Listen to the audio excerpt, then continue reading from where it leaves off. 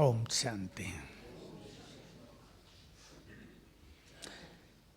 बाबा के प्रोग्राम जब भी चलते हैं तो हमें बाबा की मुरली से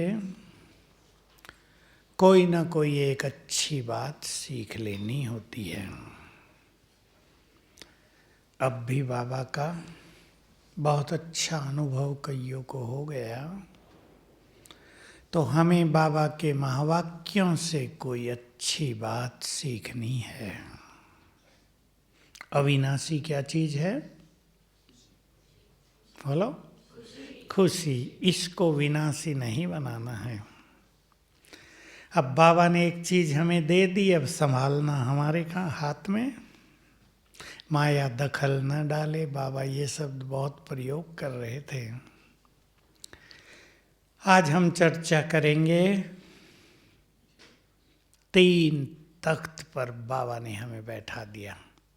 कोई भी संसार में कभी भी 3 तख्त पर नहीं बैठेगा, सतयुग में भी नहीं, एक ही होगा। कौन से 3 तख्त? पहला स्वराज्य अधिकारी, स्वराज का तख्त। दूसरा दिल तख्त बाबा का। तीसरा भविष्य।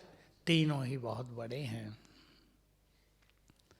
बाबा के दिल पर राज करना, दिल तख्त पे बैठना, अर्थात बाबा के दिल पर राज करना कौन करेंगे? बोलो विजय बाबू, कौन करेंगे? कौन? बच्चे नहीं, कौन? एक तो जो सच्चे दिल वाले होंगे, सन्नी ने बताया अमृत वेले वाले होंगे, वो तो बहुत अच्छी बात थी, याद है ना? और कौन करेंगे? भगवान के दिल पर राज, अर्थात उसके दिल को जीत लें हम। एक ही बार ये मौका मिलता है, भक्ति में नहीं। जब हम भगवान के दिल पर राज कर सकते हैं, किसी के दिल पे चढ़ जाना, फिर वो कितनी दुआएं, कितनी मदद, क्या क्या मिलेगा उससे हम सोच लें। कौन चढ़ेंगे बाबा के दिल पर? पवित्र आत्माएं। बहुत अच्छी बात है। और ठहरो, बहनों को बोलने दो, भाइयों ने बहुत बोल दिया। बोलो बहने। सच्ची दिल वाले। किसे कहते हैं सच्ची दिल? पाप करो और बाबा को बता दो, इसको भी सच्ची दिल नहीं कहते। एक टोटल सच्चाई पे चलने वाला जीवन। कई लोग बात बात में गड़बड़ करते हैं, बात बात में वो किसी को भी प्रिय नहीं होते, मनुष्यों को भी प्रिय नहीं होते, उन पे कोई विश्वास भी नहीं करेगा। पहले ही सोचेंगे पता नहीं ठीक बोल रहा है या गलत। सच्चाई, असली सच्चाई, एक तो बोलने की व्यवहार में तो है ही, पर असली सच्चाई है अपने सत्य स्वरूप में स्थित होना। ये असली सच्चाई है। बहुत पवित्र आत्माएं तो बाबा को बहुत आकर्षित करती हैं, वो तो परमधाम में भी बाबा के समीप रहती हैं। और कौन बाबा के दिल को जीतेगा? पहली बात, पहली, जो उसके आज्ञाकारी बनेंगे। आज्ञाकारी, जो उसके कार्यों को संभालेंगे। लौकिक में भी यही होता है। बच्चे बाप के बिजनेस को अच्छा संभाल ले तो वो दिल पर रहेगा, उसके लिए बाप कुछ भी करने को तैयार रहेगा। बाबा के कार्य को संभालना, उस कार्य में यदि मैंपन आ गया तो बहुत बड़ी मिसिंग। हम इस बात को बहुत अच्छी तरह अपनाते चलें। मुरली में था, करावनहार करा रहा है। हम सब निमित्त हैं, लेकिन वो कराएगा उससे ही जो, सिंपल भाषा, जो करना चाहेंगे, जो योग्य भी होंगे और करना भी चाहेंगे। मान लो सवेरे उठने की बात है, अब हमने मन ही बना लिया हो, अरे बहुत बार उठ के देख लिया, कुछ तो होता नहीं, योग भी नहीं लगता अपना, तो नींद आती है, सारा दिन भी थके थके रहते हैं। कई लोग पहले से ही प्लान बना लेते हैं, अभी देर तक तो काम धंधों से आए हैं, अभी सवेरे उठने की नई टेंशन, तो बाबा उन्हें मदद करेगा नहीं। और कुछ माताएं मुझे सुनाती हैं, चाहे हम 1 बजे सोएं, 4 बजे उठ के अच्छा योग करते ही हैं, तो उन्हें मदद मिलती है ना, मदद मिलती है। कुछ कुमार मेरे पास आए, इस बार 3 आए, जिन्होंने कहा जब से हम ज्ञान में चले हैं हमारा अमृत वेला कभी मिस नहीं हुआ। बहुत अच्छी बात है ना। चलो कभी योग पावरफुल हुआ, कभी हल्का हुआ, वो तो अलग बात है, पर ऐसी आत्माओं को बाबा की दुआएं बहुत मिलती हैं, और भगवान की दुआएं लेना ये छोटी बात है क्या? भक्ति में तो बोलते ही रहे, मुस्लिम रिलीजन में तो आप सुनते हो ना, भगवान खुदा से दुआ करो, दुआ मांगो, उनके यहाँ तो शब्द ही ये है। यद्यपि उनको दुआएं बहुत कम मिली हैं। दुआएं किसको मिली?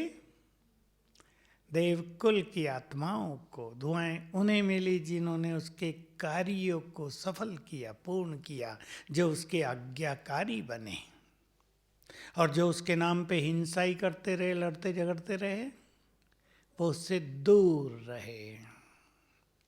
तो हम सभी बाबा के दिल तख्त नशीन भी बने। सब सोचेंगे बाबा मुझे बहुत प्यार करता होगा या नहीं, सब सोचेंगे।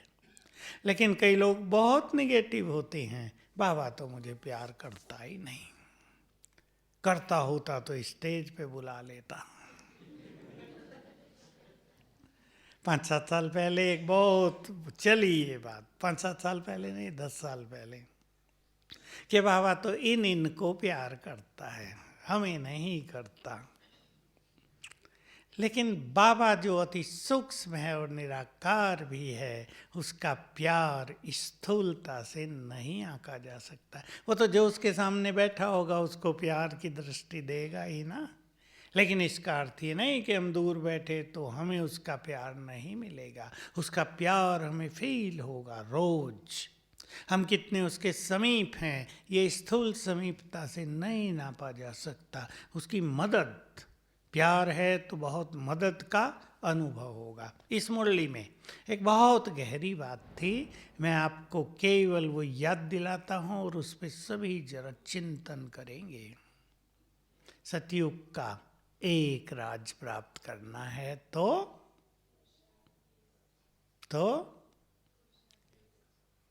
कुछ और था, हमारे मन पर एक का राज हो। इस तरह देखें आप इसे, हमारे मन पर एक का राज, उसकी आज्ञाओं का राज्य, जो वो कह रहा है वही हो, माया दखल न डालती हो इस राज्य में। बहुत अच्छे चिंतन का विषय है, अपने को देखने का विषय है। हमारा मन किसके अधिकार में चलता है, सोचेंगे अच्छी तरह और अपने जीवन को देखेंगे। परिस्थितियां आ गई तो परिस्थितियों के वश चलता है। किसी मनुष्य ने बुरा व्यवहार कर दिया तो उसके वश चलता है। कोई इच्छा पूर्ण न हुई उसके आधार पर चलता है। कोई जीवन में बड़ा डिस्टरबेंस आ गया उसके आधार पे चलता है। चलता है या नहीं? हमें देखना है कि बाबा का राज है मेरे मन पर, जैसे वो चलाना चाहता है वैसा ही ये चलता है। बहुत गहरी बात है सुरेश भाई, मोटी नहीं है। सब अपने अपने को देखेंगे, चिंतन करेंगे। हमारा पहला तख्त स्वराज का है। मन पर राज, बुद्धि पर राज, और संस्कारों पर भी हमारा राज हो। संस्कार, पहले हम संस्कारों को लेंगे आज। हम संस्कारों के मालिक हैं, संस्कार हमारे हैं। संस्कार अगर बिगाड़े हैं तो हमने बिगाड़े हैं, वो आपे ही नहीं बिगड़े। हमने ही उनको श्रेष्ठ बनाया था, हमने ही उनको बिगाड़ा है। हम उनके मालिक हैं, क्रिएटर हैं। अब हम उनको फिर से कैसा बनाएंगे? देव संस्कारों में बदलेंगे। 5 संस्कार निकाल दे जरा देवताओं के, बोलो। देवता माना जो वहाँ चलते हैं वही नहीं, पर जो देवी संस्कार माने जाते हैं। जैसे 1 सुखदायी संस्कार, बोलो आप। हैं? एक मत होकर चलना। बोलो डॉक्टर साहब क्या बता रहे? परोपकार के संस्कार, हर्षित, बहुत हर्षित।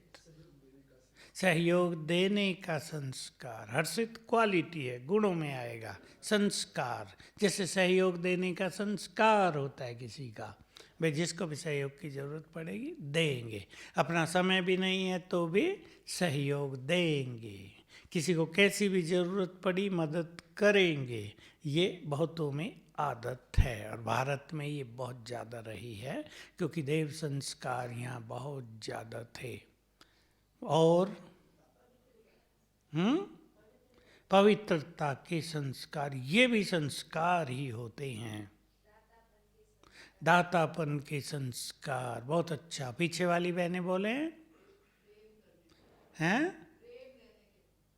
क्या? प्रेम देने के संस्कार, बहुत अच्छा, बहुत अच्छा। परिवार की भावना, हम बस चेक करेंगे अपने को। अगर हम में कोई संस्कार ऐसा है जो दूसरों को प्रिय नहीं है, हम मालिक हैं, मालिक बनकर अपने संस्कारों को जल्दी ही बदल सकेंगे। ये बहुत सूक्ष्म बात सभी ख्यालों में रखें। अगर हम इस नशे में रहने लगें, मैं आत्मा स्वराज्य अधिकारी हूँ, तो संकल्पों से ही हम बहुत कुछ कर पाएंगे। मालिक हो गए। मालिक के बारे में और भी बात कही थी बाबा ने मुरली में। मालिक अर्थात जिस खजाने को, जिस शक्ति को जैसे यूज करना चाहें कर सकें। याद है ना? आह्वान करें, समाने की या समेटने की, कौन सी कहा था? समाने की शक्ति का, और समाया जाए ही नहीं, मन चलता ही रहे। हम सोचे अरे छोड़ो ना, इस बात को ख़त्म कर दो, हो ही ना ख़त्म, तो हम मालिक नहीं बने। तो हमें अपने पुरुषार्थ में, अब इसको बहुत गहराई से परेशान जैसा होने की ज़रूरत नहीं। मैं मालिक हूँ, जैसे मैं आत्मा देह की मालिक हूँ। यदि हमें ये बहुत नशा चढ़ जाए, सोचो, मैं भी कभी कभी ये किया करता हूँ, आप भी सब करें और इसके प्रयोग करें।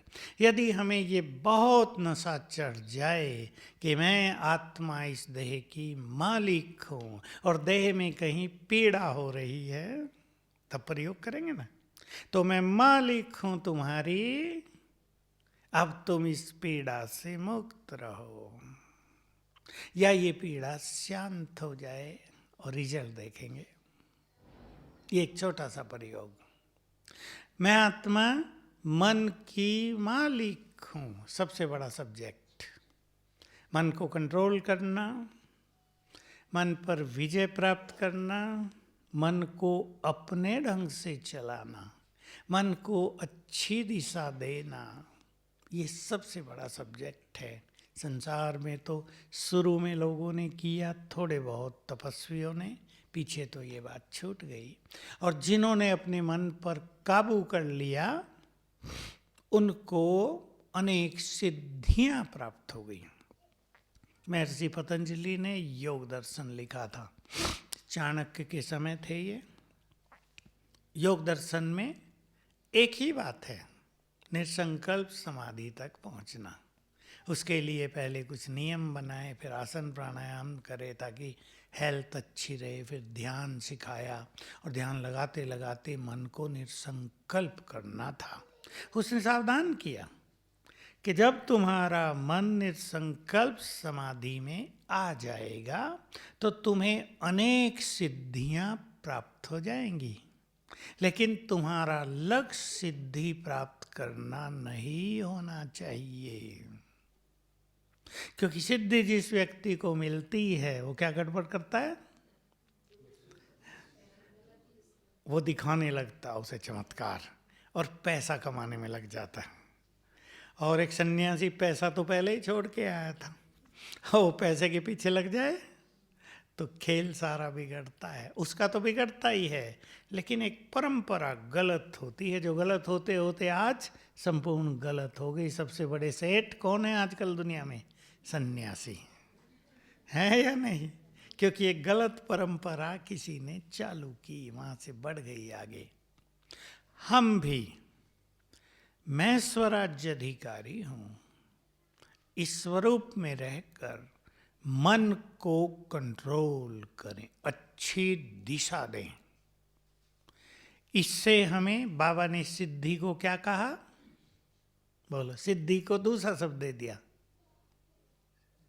बोलो, सफलता। बाबा ने वैसी सिद्धियों के बारे में हमें नहीं बताया, उसे अलग रखा है। सफलता, जो कार्य करेंगे सफल होंगे, कहीं सेवा करेंगे सफल होंगे, लौकिक में भी आपका बिजनेस है सफल होंगे, कोई नया काम आपने किया तुरंत सफल होंगे। ये है सिद्धि। तो जितने हमारे संकल्प पॉजिटिव होंगे उतनी सहज सफलता प्राप्त होगी। तो ये हम प्रैक्टिस करें, क्योंकि हमारा ये बहुत बड़ा सब्जेक्ट है और लंबे काल से चलता आया है। स्वराज्य अधिकारी हो, बाबा ने हमें ये स्मृति दिलाई है। तो मैं आत्मा, दोनों शब्द जोड़ेंगे, दोनों स्वमान। मैं मास्टर सर्वशक्तिवान हूँ, राजा पावरफुल होगा ना, और इस सिंहासन पर विराजमान हूँ, स्वराज्य अधिकारी हूँ। सब प्रैक्टिस करेंगे, आज सोते समय भी करेंगे, कल उठते ही यही याद आए, मैं आत्मा, मास्टर सर्वशक्तिवान और स्वराज्य अधिकारी, राजा, मस्तक सिंहासन पर विराजमान हूँ। बहुत अच्छी फीलिंग हमें बढ़ाते चलना है। मैं मालिक हूँ मन की, जैसे मन से बात करते रहे, मेरे मन, मैं तुम्हारी मालिक हूँ, इधर नहीं जाना है। बाबा की मुरली आपको याद हो, अपने कर्मचारियों पर दरबार लगाया करो। मन है मंत्री, बुद्धि है महामंत्री, मुख्यमंत्री, और ये संस्कार हैं तुम्हारे कर्मचारी। ये सब ऑर्डर में चलने चाहिए। ऐसा नहीं हो मंत्री राज कर बैठे। बहुत जगह ऐसा हुआ है, मंत्रियों ने राज ले लिया है, कई जगह सेनापतियों ने राज ले लिया है। पाकिस्तान में तो होता ही रहता है, जनरली राज ले लेते हैं। लेकिन इतिहास में भी होता रहा, जब सेनापति ने देखा कि जो सम्राट है वो योग्य नहीं है, प्रजा उससे दुखी होती जा रही है, वो ध्यान नहीं दे रहा है, कई बार हुआ है ये, तो सेनापति ने स्वयं उसको हटा के सत्ता पर अधिकार जमा लिया। खूनरेजी नहीं हुई, उसके परिवारों को भी कष्ट नहीं दिया, लेकिन खुद सत्ता ली ताकि फिर से भारत स्ट्रोंग हो। कई बार ऐसा हुआ द्वापर युग में भी, अब हम जानते हैं ना द्वापर युग, मौर्य वंश भी चला, 7 पीढ़ी शायद चली। आखिरी जो सम्राट था उसमें क्या हुआ, वो विदेशियों की तरफ ज़्यादा आकर्षित होने लगा, अपने शासन पर कम ध्यान देने लगा। सेनापति ने जब देखा ये हो रहा है, अशांति होती जा रही, सेना के बीच भी, सेना कभी विद्रोह भी कर सकती है, उसने सत्ता ले ली। तो फिर दूसरा वंश चला। तो ये इतिहास में होता रहा, यहाँ से शुरू होता है। मन मंत्री अगर हमारा राजा बन जाए हमें नचाने लगे, जो मैं कहूँगा वही तुम्हें करना है, तुम मालिक नहीं मैं मालिक हूँ, तो गड़बड़ हो जाएगी ना। तो सभी अपने को देखें और बात करें, मन हमारा मालिक है या हम मन के मालिक हैं। बस करना इतना है। इस थ्योरी में ज़्यादा जाएंगे तो शायद परेशानी होने लगे। अपने मन में सुंदर संकल्पों की रचना करें तो मन हमारे कंट्रोल में होने लगेगा। हम रचना दें मन को, हम संकल्प दें अपने मन को, मन आपे ही न सोचे। और ये काम बहुत सहज है। अगर हम रोज की सवेरे की मुरली से या रोज सवेरे अपने मन के लिए कुछ काम रख लें तो मन हमारे कंट्रोल में आ जाएगा।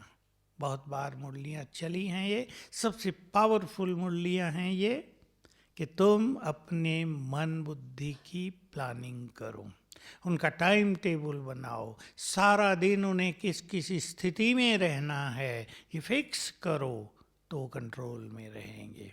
बुद्धि मुख्यमंत्री। क्यों मुख्यमंत्री है बुद्धि? बुद्धि में ही सारा ज्ञान हम भरते हैं। बुद्धि ही सब चीज़ों का निर्माण कर रही है। मन को कंट्रोल करने वाली भी बुद्धि, संस्कारों को बनाने वाली भी बुद्धि। एक व्यक्ति की बुद्धि ने विचार कर लिया कि अब कलयुग के अंत में धन का ही महत्व है, जिसके पास धन ज़्यादा है वही वीआईपी है, उसी का नाम है। बैठे हैं ना गृहस्थ वाले, तो क्या करते हैं लोग? जैसे भी चाहिए धन बढ़ाना है, पाप कितना भी करना पड़े धन बढ़ाओ। तो संस्कार किससे बना? बुद्धि के एक विचार से।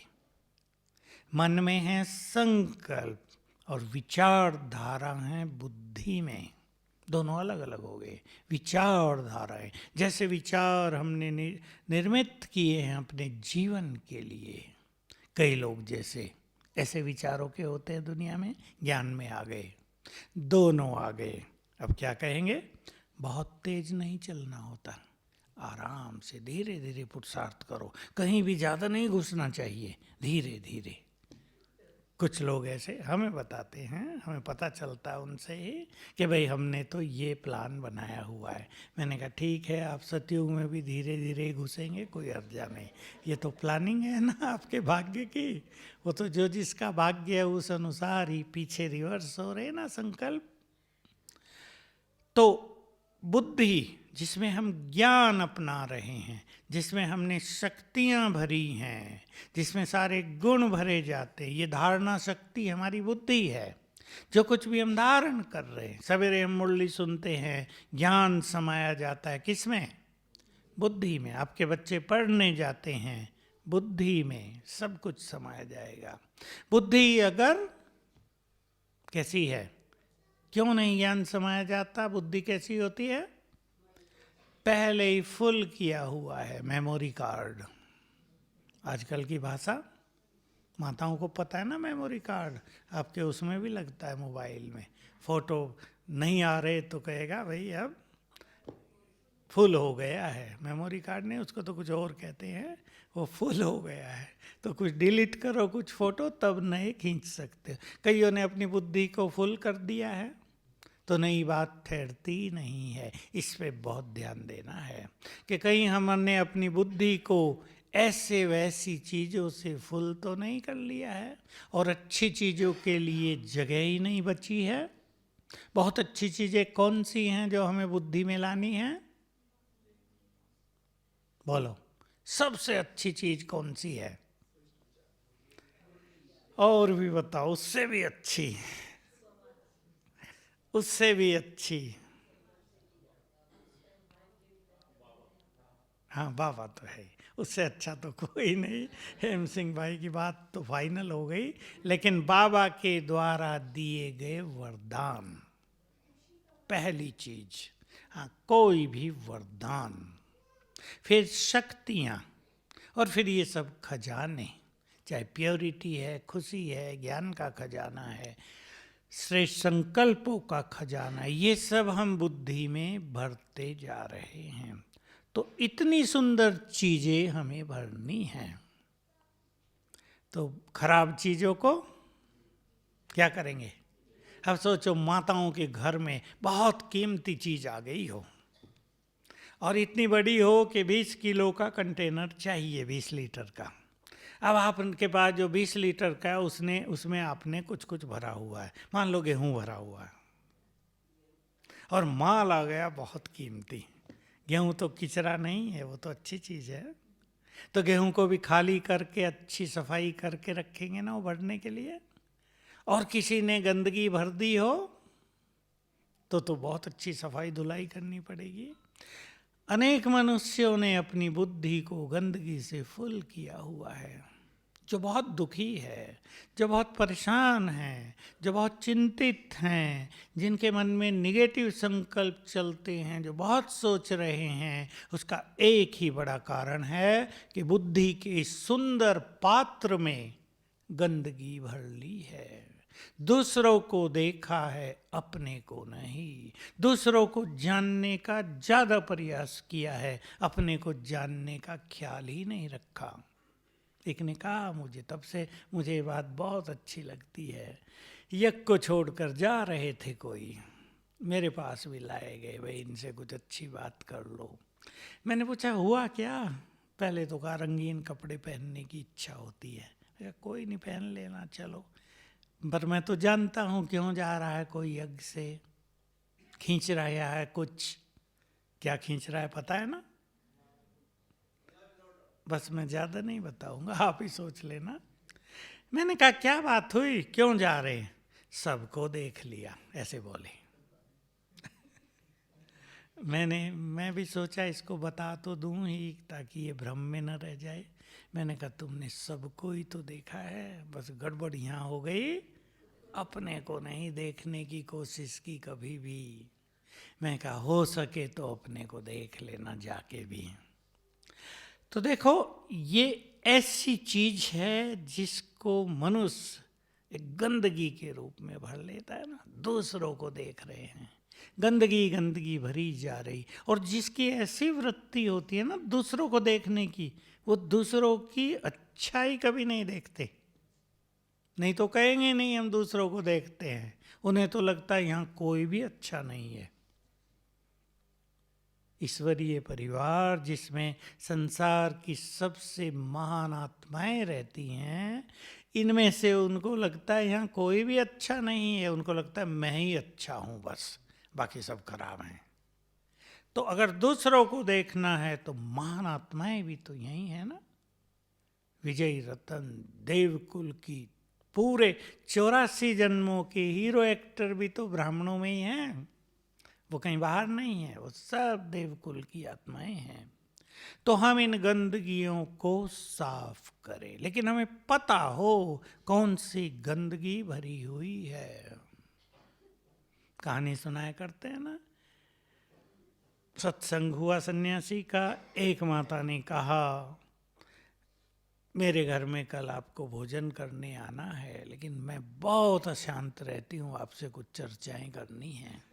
आ गए महाराज भोजन करने और कमंडल लेकर आए और उसमें आधे में गोबर भी भर लाए। खाना बनाया था माता जी ने, बहुत अच्छा। महाराज बैठो खाओ। के नहीं खाऊंगा नहीं, इसमें डाल दो। अब माता जी कहे इसमें तो गोबर भरा है आधा, कैसे भोजन डालूं? मैं तो खीर भी बनाई है, घी की पूरी भी बनाई है, कैसे डाल दूं इसमें? बस का यही तुम्हारे प्रश्न का उत्तर है। अब तुम्हें अच्छी चीज डालने के लिए इसको गिराना पड़ेगा, धो के साफ करना पड़ेगा ना। तुमने भी अपनी बुद्धि के पात्र में गंदगी भर ली है, तो सुख शांति जैसी सुंदर चीजें कैसे आएंगी? सभी ध्यान दें, इस गंदगी को हमें निकालना है और स्वराज अधिकारी के अभ्यास से ये गंदगी हमें रियलाइज भी होगी, हमें पता भी चलेगा कि ये गंदगी है। नहीं तो बहुतों को पता नहीं चल रहा कि ये गंदगी है। वो गंदगी में जीते हैं लेकिन उन्हें पता नहीं चलता कि ये गंदगी है। वो दूसरों के बारे में सोचते रहते हैं, पर चिंतन में लंबा समय गुजरता है, पता नहीं चलता। अब एक बात पर और चिंतन करेंगे। समय के लिए क्या कहा बाबा ने?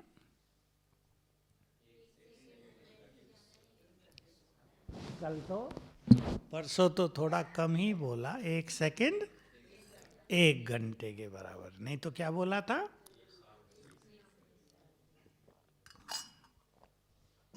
तब मिनट कहा था। 1 मिनट 1 साल के बराबर है। और मतलब ये है कि बाबा समय का पूरा महत्व दिलाते हैं याद हमें, कि तुम्हारा जो वर्तमान समय है ये बहुत कीमती है और ये दिन याद आया करेंगे। याद रखना ये बात। जब इस संसार में भंबोर को आग लगेगी, बहुत भयानक सीन होगा। जब संसार जलने लगेगा, जब युग परिवर्तन की बेला आ जाएगी, तब ये दिन याद आया करेंगे। बहुतों ने हम में से लंबा समय ईश्वरीय सुख लिया है, प्रभु पालना ली है। किसने कैसे अपना समय बिताया है, याद आया करेगा। आपने देखा होगा, आप सब पढ़े हैं। मुझे याद है जब हम 10वीं क्लास में पहुंचे तो हमारे पास 2 ऐसे लड़के आके बैठने लगे जो वहाँ के गुंडे भी थे। 10वीं क्लास में बड़े हो गए थे और थोड़ा दादागिरी करते थे पहले से। गांव के होते हैं ना, कईयों को शुरू से ही दादागिरी का आदत पड़ जाती है। जब चाहे स्कूल बंद करा दें, मेरे पास आके बैठने लगे। अब मुझे दूसरों ने कहा ये तो बदमाश हैं, तुम्हारे पास आके बैठने लगे, इनसे बचना। मैं आगे बैठता था, वो बैठने लगे। 2-4 दिन के बाद मैंने उनसे पूछा, भाई क्या बात है, ऐसे ही हाल चाल पूछा। तो उन्होंने बोला, हमें अब आपकी मदद चाहिए। मैंने कहा, मैं उनके देखने में उनसे बहुत छोटा लगता था कद में। बताया कि हम 3 बार फेल हो चुके हैं 10वीं में।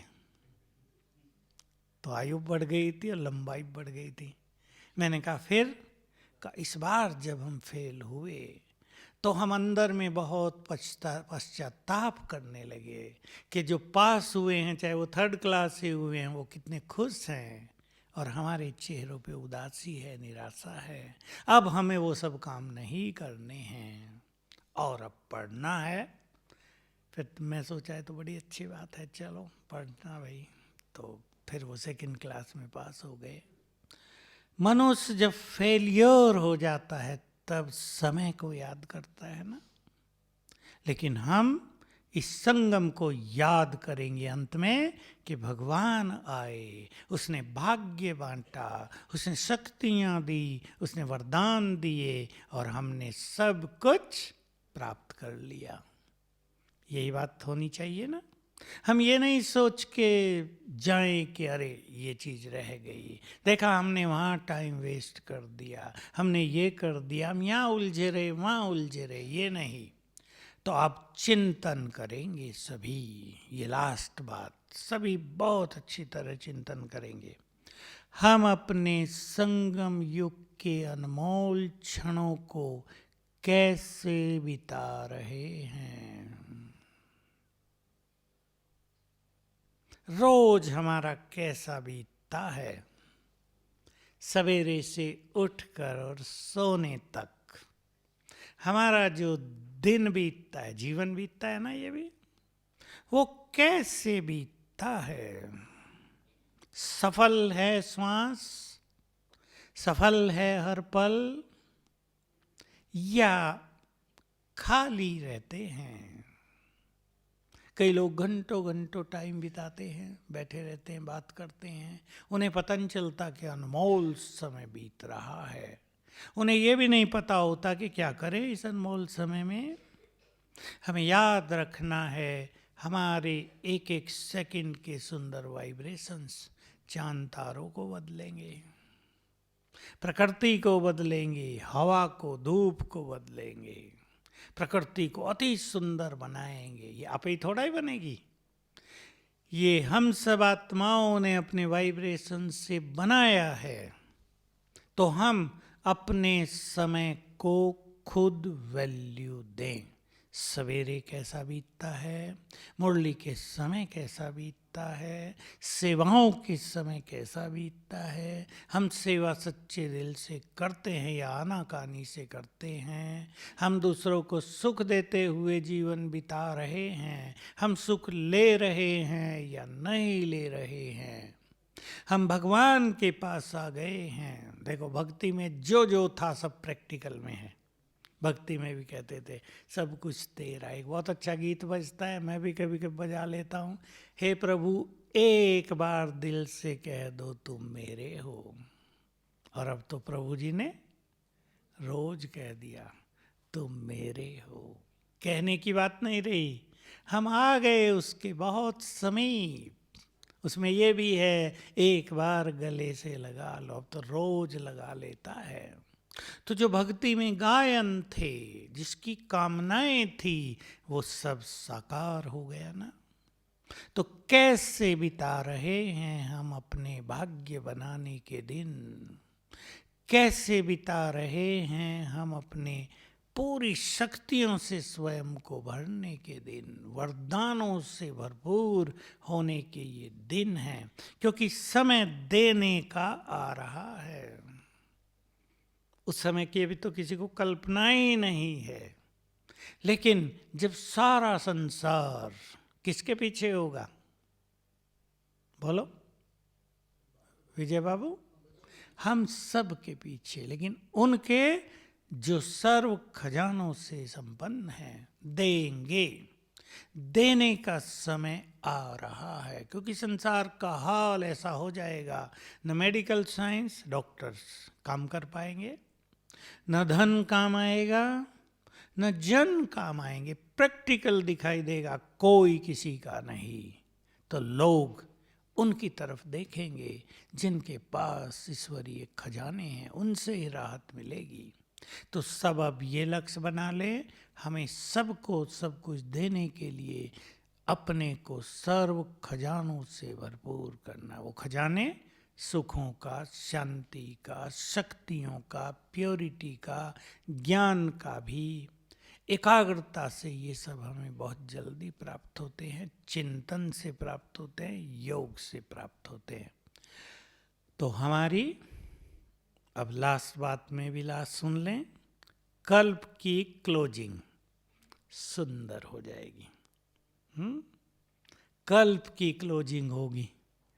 3 दिन की यहाँ सेमिनार होते रहते ना, ज्ञान सरोवर में क्लोजिंग रखते हैं, वैलिडिक्टरी सेशन बोलते हैं। क्लोजिंग सुंदर होगी। कल्प समाप्त किया हमने, क्लोजिंग फर्स्ट क्लास। और फिर आएंगे उसको ओपनिंग कहें तो ओपनिंग भी बहुत सुंदर। तो क्लोजिंग ऐसी हो, वाह वाह करते जाएं, जैसे कल परसों कहा बाबा ने, जो अमृत वेले को महत्व देते हैं, शक्ति और वरदानों को रिसीव करते हैं, उन्हें बाबा सर्टिफिकेट देते हैं। वाह मेरे बच्चे वाह, कितनी सुंदर बात है, कैसी अच्छी क्लोजिंग। तो सभी बहुत अच्छा चिंतन करेंगे। ओम शांति। अब स्वराज्य अधिकारी बनकर बैठेंगे। बैठे सब अपने अपने सिंहासन पर राजा बनकर, और मास्टर सर्वशक्तिवान, और ये फीलिंग ले मैं मालिक हूं।